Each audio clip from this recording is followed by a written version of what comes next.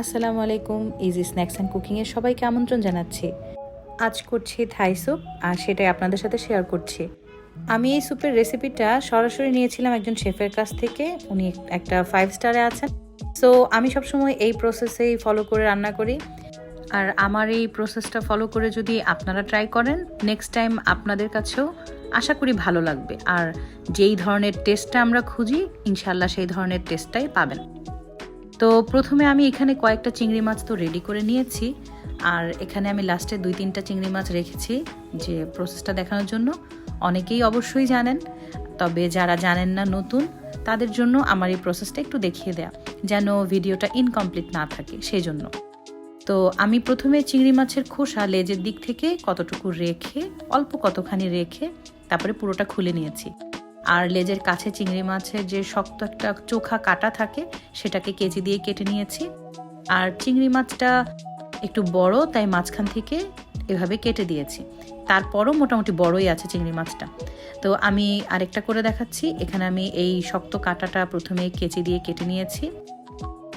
তারপর এই সবটুকু একটু রেখে বাকি সবটুকু খোসা আমি এখানে ছাড়িয়ে নিয়েছি। এবার একটু কেচিটা ঢুকিয়ে আমি একটু চিড়ে নিয়েছি, যেন মাঝখানে যেই চিংড়ি মাছের একটা রগের মতন থাকে, যেখানে চিংড়ি মাছের ময়লাগুলো জমা থাকে, সেই রগটা বের করে নেওয়ার জন্য আমি এভাবে করে টান দিয়ে বের করে নিলাম। এখন আমার সবগুলো মাছ রেডি হয়ে গেছে, আমি ধুয়ে রেখেছি। এবার একটা বাটিতে আমি পরবর্তী কাজগুলো শুরু করছি। আমি প্রথমে নিয়ে নিয়েছি এখানে 1/2 কাপ টমেটোর সস। এবার দিচ্ছি sweet chili sauce. Sweet chili সসটা নিয়েছি 2 টেবিল চামচ। টেবিল চামচগুলো একটু বড়, 2 টেবিল চামচ নিয়েছি। এবার নিচ্ছি কর্নফ্লাওয়ার। আমি কর্নফ্লাওয়ার দিয়েছি 2 টেবিল চামচ। এবার নিয়েছি কুসুম, শুধু ডিমের কুসুম নিব, ডিমের সাদা অংশ দিলে ফেটে যাবে। এবার সাথে সাথে দিয়ে দিয়েছি আমি কালো গোলমরিচের গুঁড়া, এটা 1/2 চামচ। আর এটা হচ্ছে ঘরে বানানো আমার চিকেন স্টক। আর চিকেন স্টকের ভেতরে এগুলো অবশ্যই ময়লা না, এগুলো আদা আর লবণ দিয়ে সেদ্ধ করা, তাই এইগুলো সব আদা। সো এটাকে ময়লা ভাবার কোনো কারণ নেই। এগুলোকে এবার সব একসাথে মিক্স করে নিয়েছি। আর সুন্দর কালার আসার জন্য একটু ফুড কালার দিয়েছি। আমার জর্দা রং ছিল, আমি সেই জর্দা রংটা ব্যবহার করেছি। এবার এগুলোকে একসাথে ভালো করে আমি মিশিয়ে নিচ্ছি। এবার একটু রান্নার প্রসেসে চলে যাই। আমি একটু কড়াইতে তেল দিয়ে তাতে আমি অল্প আদা বাটা, রসুন বাটা দিয়েছি। আদা রসুন মিলিয়ে 1/2 করে 1 চামচ। এবার এটা একটু নাড়াচাড়া করে ভেজে নিলাম। ভেজে নিয়ে আমি দিচ্ছি অল্প করে লবণ, 1/2 চামচের মতন লবণ। লবণটা আসলে টেস্ট অনুযায়ী 1/2 চামচের মতন লবণ দিয়েছি।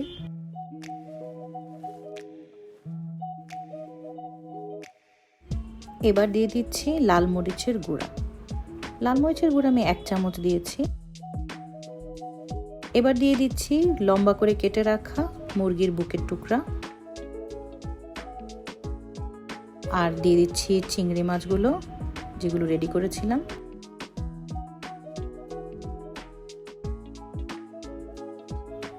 এগুলো একটু নাড়াচাড়া করে একটু হালকা হালকা ভাজার মতন হবে। অবশ্যই ভাজতে ভাজতে শক্ত করা যাবে না, জাস্ট এপাশ ওপাশ করে একটু যখন সাদা সাদা একটা ভাব হয়, অতটুকুই ভেজে নিতে হবে, এর চেয়ে বেশি না, যেন মুখে দিলে এই চিংড়ি মাছ আর চিকেনের টুকরোগুলো যেন শক্ত মনে না হয়, খুব সফট থাকবে। জাস্ট হালকা তেল, আমি এখানে তেলও কিন্তু দিয়েছিলাম অনেক অল্প, 1 টেবিল চামচের মতন তেল দিয়েছি।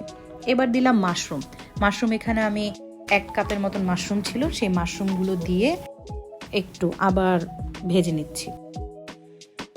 একটু ভাজার পর আমি দেখাচ্ছি যে চিংড়ি মাছ আর চিকেনের টুকরাগুলো কতটুকু শক্ত হবে না সফট হবে, সেটা আমি এখনই দেখিয়ে দিচ্ছি।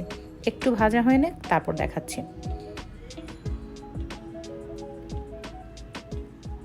এই যে এখানে মুরগির টুকরোগুলো দেখতে পাচ্ছেন, একদম সাদা সাদা নরম আছে, জাস্ট এপাশ ওপাশ একটু ভাজা হবে।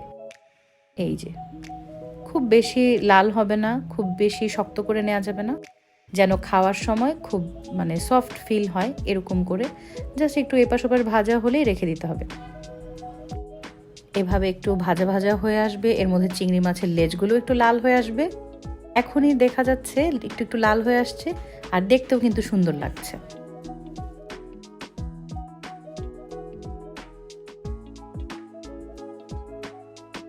এবার আমি দিয়ে দিচ্ছি আগে মিক্স করে রাখা যে সসের যে মিক্সচারটা ছিল, সস ডিম সব কিছু দেওয়া, সেটা আমি এবার এখানে পুরোপুরি ঢেলে দিচ্ছি।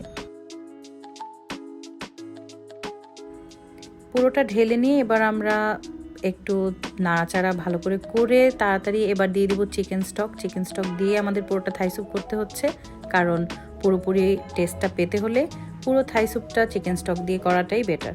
পানি দিলে সেই টেস্টটা আসবে না। আমি ওখানে টোটালি আগে 1 কাপ আর এখন 4 cup, total 5 cup chicken stock দিয়ে থাই স্যুপটা করছি। এবার দিয়ে দিচ্ছি আমি এখানে লেমন গ্রাস একটু ছেঁচে নিয়ে তারপর আমি দিয়ে দিয়েছি। যদি লেমন গ্রাস না থাকে লেবু পাতা দিতে পারেন, তবে লেবু পাতা দিলে অবশ্যই ছিঁড়ে দেওয়া যাবে না, আস্ত দিতে হবে, না হলে একটু তেতো ভাব চলে আসবে। এবার রং সেই থাই স্যুপের কালারটা হওয়ার জন্য আমি আরও একটু ফুড কালার বা জর্দার রং একটু পানিতে গুলে দিয়ে দিয়েছি। খুব বেশি অরেঞ্জ টাইপ কালার হলে সেটা ভালো লাগে না, তাই একটু হলদে অরেঞ্জ টাইপ কালার যেটা আছে এইভাবে হলেই আমি দেখছি যে ভালো লাগছে দেখতে। সো আমি এই পর্যন্তই করে নিচ্ছি। এবার একটু নাড়াচাড়া দিয়ে ঘন হওয়ার জন্য একটু অপেক্ষা করছি।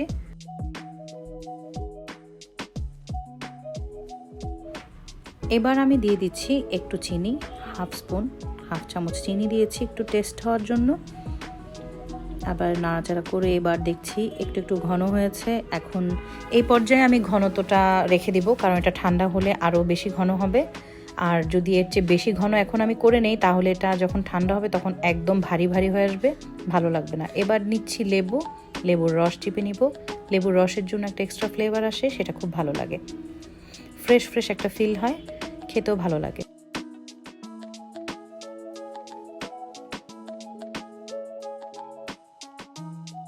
মাঝখানে আমি একটু টেস্ট করে দেখেছি, একটু লবণ লাগবে, আমি অল্প একটু 1 চিমটি 2 চিমটি লবণ একটু দিয়ে মিক্স করে নিয়েছি।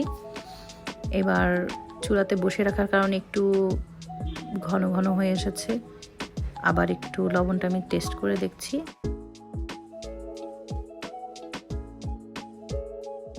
একদম পুরোপুরি পারফেক্ট, সব মিলিয়ে ঠিকঠাক। আর এখন নামানোর আগে দিয়ে দিচ্ছি কাঁচামরিচ, যেন রংটা সুন্দর থাকে, এই জন্য এত শেষের কাঁচামরিচটা দেওয়া হয়েছে। কাঁচামরিচের ফ্লেভারটাও পাওয়া যাবে, কালারটাও সুন্দর আসবে, কাঁচামরিচের কালারটাও নষ্ট হয়ে যাবে না। একটু নেড়ে ছেড়ে এবার আমি আস্তে আস্তে স্যুপটাকে বেড়ে নিচ্ছি। আমি এভাবে বেড়ে নিয়ে সাজিয়ে নিয়েছি, কিছুটা সাজাতে চেষ্টা করেছি। তবে সবচেয়ে ভালো হতো যদি আমি সরাসরি খাইয়ে টেস্ট করাতে পারতাম, তাহলে রিভিউটা সরাসরি পেতাম যে হ্যাঁ একদম রেস্টুরেন্টের টেস্টটাই হয়েছে। কিন্তু একটু কষ্ট তো করতেই হবে, যেহেতু সেটা সম্ভব না, একটু কষ্ট করে যদি বাসায় আমি যেভাবে করেছি সেই হুবহু প্রসেসটা ফলো করেন, ইনশাল্লাহ আপনাদের কাছেও মনে হবে যে না, টেস্টটা একদম রেস্টুরেন্টের মতনই হয়েছে। অনেক ধন্যবাদ অনেকক্ষণ কষ্ট করে দেখার জন্য। আজ এ পর্যন্তই, আল্লাহ হাফেজ।